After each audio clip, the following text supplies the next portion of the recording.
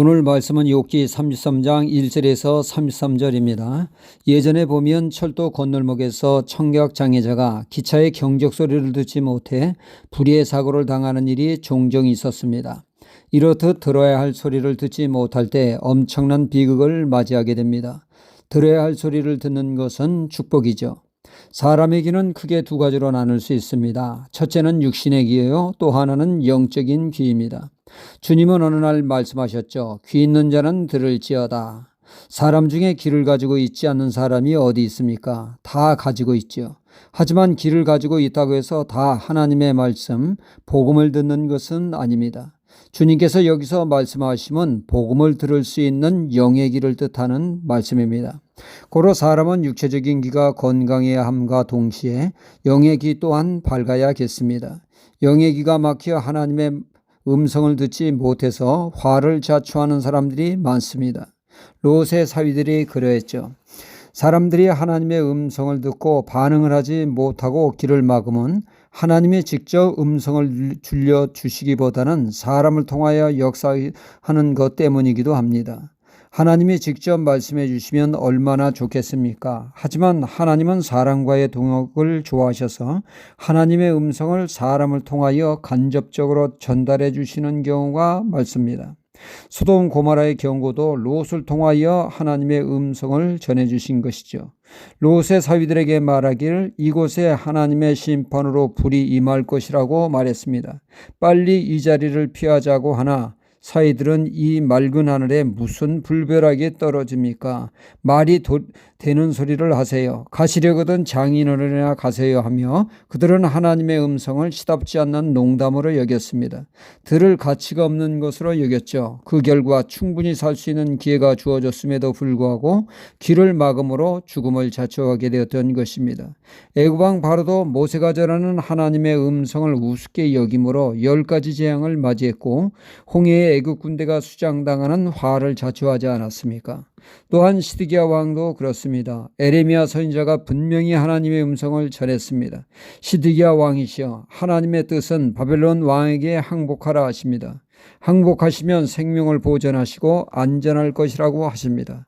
하지만 시드기야 왕은 에레미야가 전하는 하나님의 음성을 무시하게 됩니다. 인간적인 여러 가지 이유를 대면서 말이죠.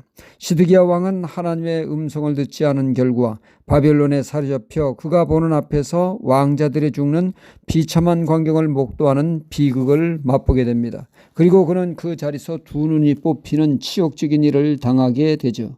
두 눈을 뽑혔어도 마지막 장면 아들들이 죽는 모습은 평생의 잔영으로 남아 시드기야 왕의 삶을 괴롭혔을 것입니다. 한편 하나님의 음성을 들음으로 큰 하나님의 은혜를 맛본 사람들이 있습니다. 그 중에 모세가 있죠. 모세의 인생은 파란만장했습니다. 그의 인생은 40년간 주기로 나누어 보면 3단계로 말할 수가 있습니다. 그는 40년간 애굽의 왕제로 지도자적인 수업을 받는 인생의 황금기를 보냈습니다.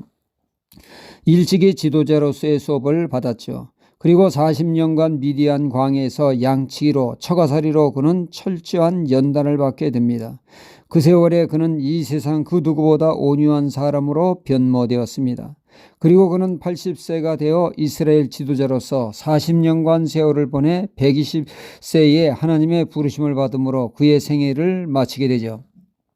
그가 미디안 광야에서 처가살이 40년의 그 연단의 세월을 마치고 이스라엘 지도자로 이스라엘 백성들을 이끌고 가나안 땅을 향해 광야 생활을 할 때 장인 이드로가 사위가 요즘 잘 나간다라고 하는 소문을 듣고 그는 확인차 모세를 방문하게 됩니다.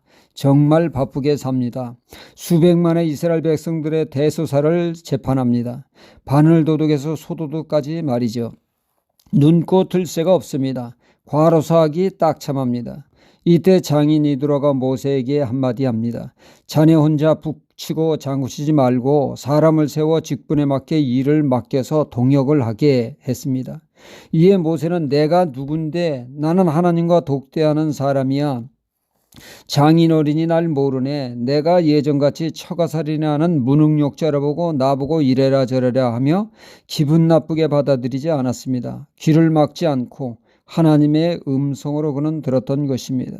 모세는 하나님께서 장인을 통하여 음성을 주신다고 받아들인 것입니다. 그 결과 이스라엘은 더 이상 오합지졸이 아니었습니다.